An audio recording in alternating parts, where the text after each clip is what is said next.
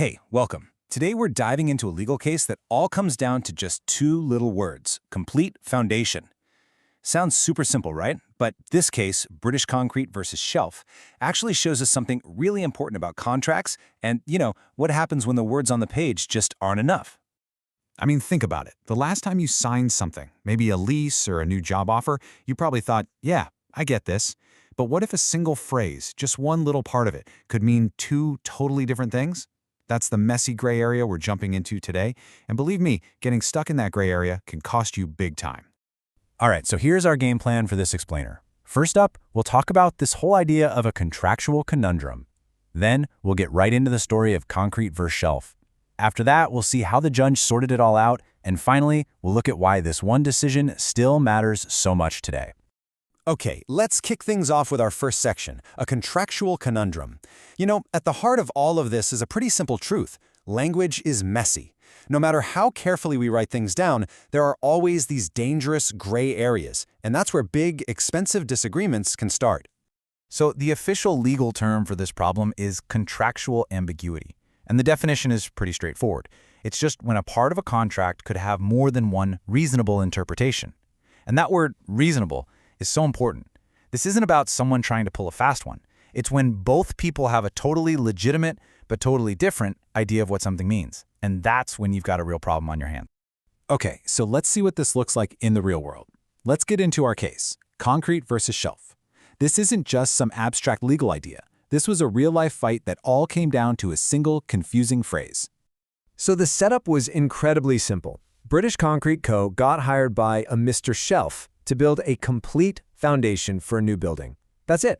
That's the phrase, complete foundation. You'd think it's impossible to get that wrong, wouldn't you? Well, think again. So here's where it all fell apart.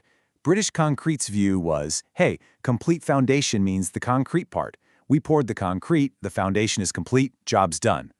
But Mr. Schelff, he was thinking something totally different. He said, wait a minute, a foundation is useless, it's not complete, without the steel reinforcement bars, the rebar, inside it. So you've got two parties, and both of them are absolutely convinced that their version is the only one that makes any sense. And just like that, you have a total standoff. Two perfectly reasonable but completely opposite points of view. And, well, this is exactly why we have judges, right? So let's move on to the judge's decision and see how the court managed to bring some clarity to all this chaos. This is where things get really interesting. The judge did something pretty clever. Instead of just pulling out a dictionary and looking up the word foundation, he took a step back. He asked a much bigger, much more important question. What was the whole point of this agreement to begin with? What was its commercial purpose? And this line from the ruling really says it all. A contract cannot be interpreted in a vacuum. One must consider the commercial purpose of the agreement to ascertain its meaning. I mean, the logic here is just airtight. What's the point of a foundation? To hold up a building. And a giant block of concrete without rebar, well, it's not going to do that very well. It would be structurally unsound. So the only interpretation that actually made any commercial sense was Mr. Schelff's. The rebar had to be included. Now, this wasn't just about one shaky foundation. This decision actually set a really powerful and lasting precedent. It fundamentally changed how courts look at contracts from that day forward. So, what is a legal precedent anyway?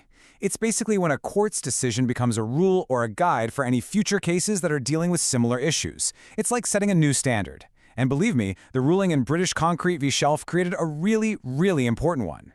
Yeah, this case basically gave us what you could call the Schelff test for figuring out ambiguity. It's a simple three-step process.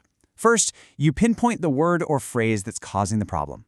Second, you look at the entire contract, not just that one little piece. And third, and this is the big one, you figure out the overall commercial purpose of the deal. The interpretation that actually helps achieve that purpose, that's the one that's going to win. So you might be thinking, okay, construction law, what's that got to do with me?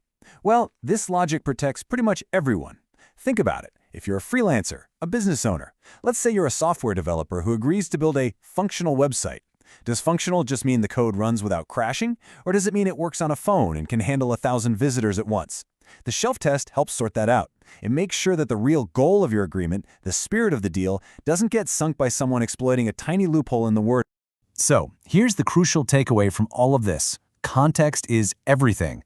The purpose behind an agreement, its commercial reason for existing, is often way more important than the precise, literal words on the page. The words matter, Of course. But the why behind those words, that can matter even more. And that kind of leaves us with one last question to think about, right?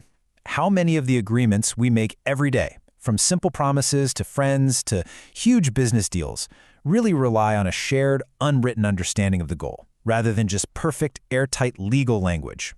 This case is a great reminder that the law, at its best, really understands that difference.